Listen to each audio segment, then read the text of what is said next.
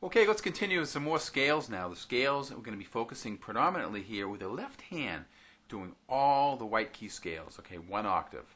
Okay, the right hand is going to be playing the whole notes, and the left and the right hand against these left hand. We're looking at the B and F of having a different fingering, okay? So the B scale, B and F have different fingering than the C, G, D, A, and E, which all share the same fingering. So the B scale, you can have 4, 3, 2, 1, 4, 3, 2, 1.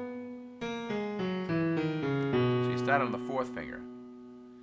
Now the F scale holds the same fingering as actually C, G, D, A, E. And we're putting in the F scale in the right hand. She has different fingering.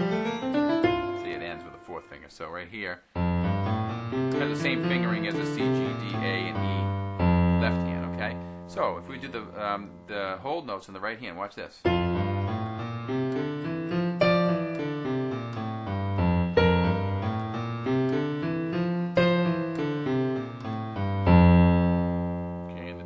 The same thing. Start with the 4th finger. Okay, then.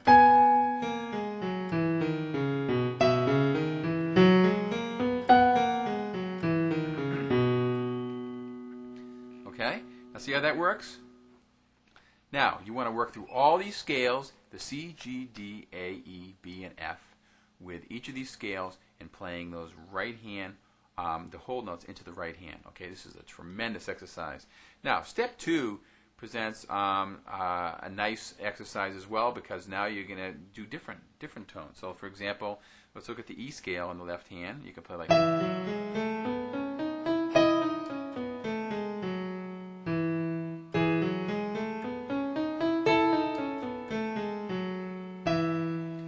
You know, you could use different notes in the right hand. Okay, which is great. How about the D scale? Same kind of thing. Then we can go to A with a 5th.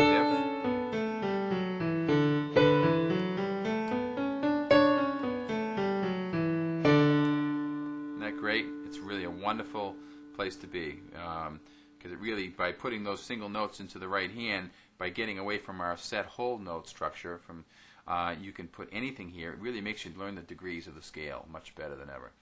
Now, in the right hand, what we're going to do is we are taking our right hand scales, all keys, and I want you to be playing 4 against 1. Okay? What I mean by that, watch closely. Okay? This is the way, because your right hand is really strong now, and you want to keep your right hand still going. But now we're exploring 4 notes in the right hand against 1 note in the left hand. So you're really going to be active playing scale notes in the left hand. It's really very cool stuff. Okay, watch. Let's do B flat.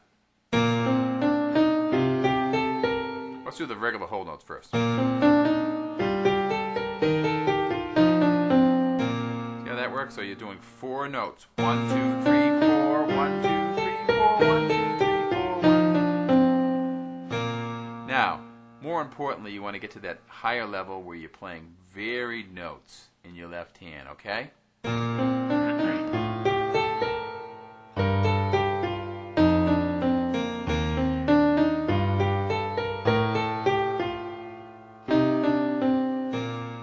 Great. E flat. Isn't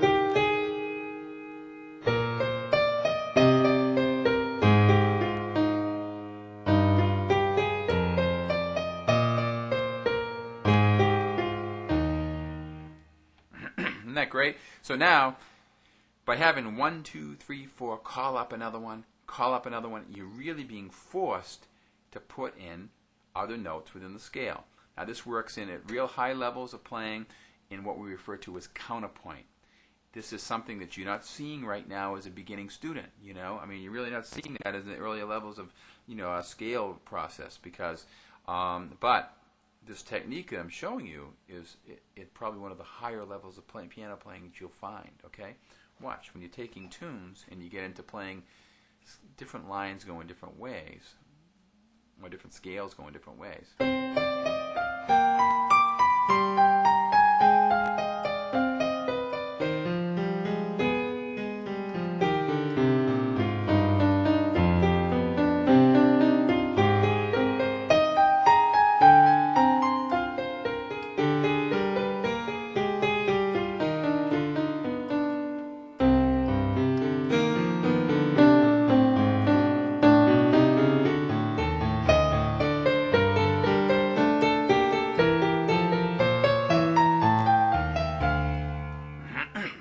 very difficult because it's like improvising with two hands.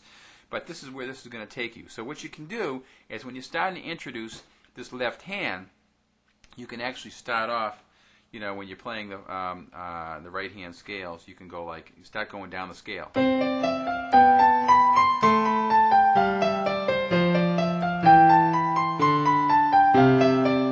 It's a good way to get started and tuned into it. It's really wonderful because that will give you the feeling of playing like two scales, going kind of counterpoint, using counter lines. But the counterpoint is you're playing different notes against other notes, and they're not being played unison.